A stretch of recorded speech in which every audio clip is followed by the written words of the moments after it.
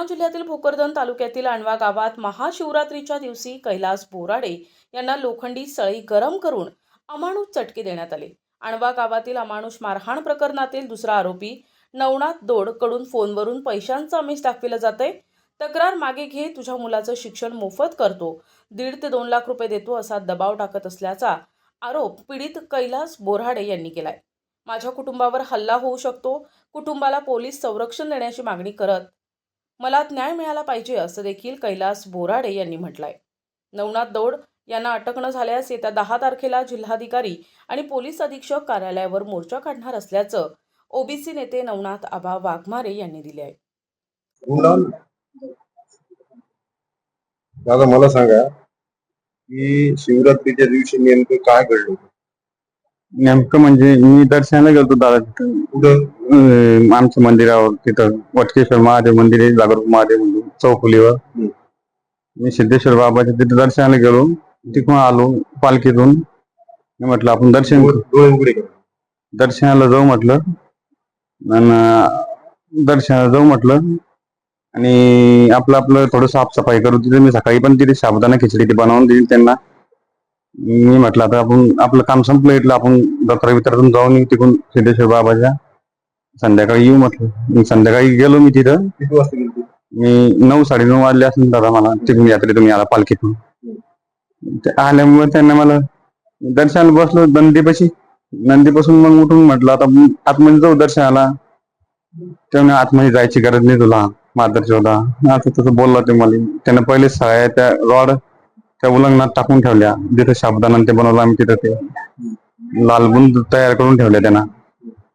मग मला माहित तू मार्गदर्शक लय भरपळ करतो, तुला दाखवतो मी काय तुला माहित नाही आम्ही कोण आहे आमची, तुला माहिती, तुला किती वेळेस तुला माहिती असल्यावर आमच्या संग लढतो का?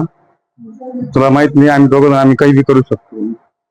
मी सुदाम दौडचं आपलं सोनू सुदाम दौड आहे, ओळखत नाही का, नवाजचा भाऊ आहे म्हणे मी काही बी करू शकतो। हे तुला पाहिजे नाही का म्हणे, हे सगळे माझ्या अंडरमध्ये, सगळं मला मंदिर माझ्या अंडरमध्ये, तू काही नाही करू शकत। म्हटलं मला दर्शन करू दे, देवाचं दर्शन करायला त्याच्यातून तुमचा काय संबंध आहे देवाचा तुमचा?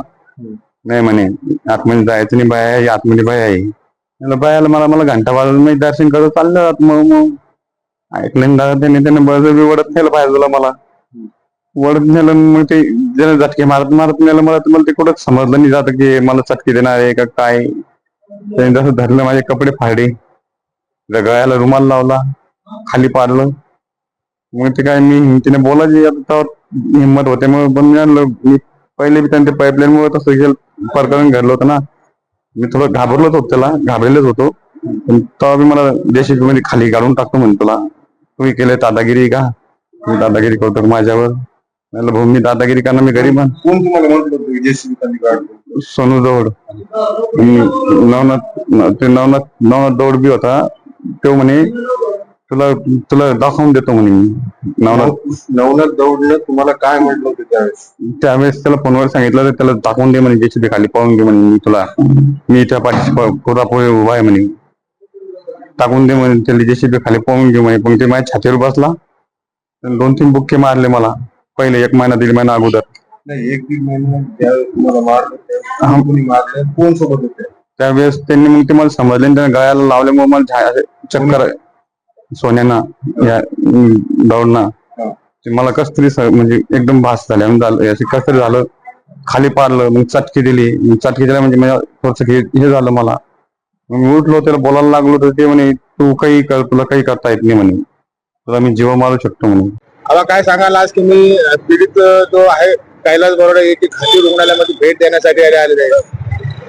खर तर अणवा गावातील अतिशय गरीब कुटुंबातील अगदी छोट्याशा पात्र्याच्या शेडमध्ये राहणारा कैलास बोराडे, जे धनगर समाजातील, मेंढपाळ समाजातील छोटा आणि गरीब कार्यकर्ता, ज्याच्या अगदी महाशिवरात्रीच्या दिवशी ज्या गावातील गावगुंड नवनाथ दौड आणि त्याचा भाऊ भागवत उर्फ सोन्या दौड यांनी अतिशय निर्दयीपणे म्हणजे राक्षसी प्रवृत्तीला शोभल असं कृत्य करून कुठेतरी अगदी म्हणजे गरम करून रॉड अगदी लालबुंद करून लोखंडी रॉडने, लोखंडीच्या सळाईने अगदी 30-35 ठिकाणी शरीराला चटके देण्याचं काम केलं, ज्यामध्ये खोलवर ते घाव गेलेत. अगदी तो कैलास बोराडे अगदी वेदनेनं विवळत आहे, परंतु अद्याप त्या मतदारसंघाचा आमदार संतोष दानवे याला अधिकाऱ्यांना धमक्या द्यायला वेळ आहे, त्याला अधिकाऱ्यांना कार्यकर्ते पाठवून मारहाण करायला वेळ आहे, त्याला अधिकाऱ्यांना दबाव टाकून हे म्हणजे मागं घेण्यासाठी दबाव टाकण्याला वेळ आहे.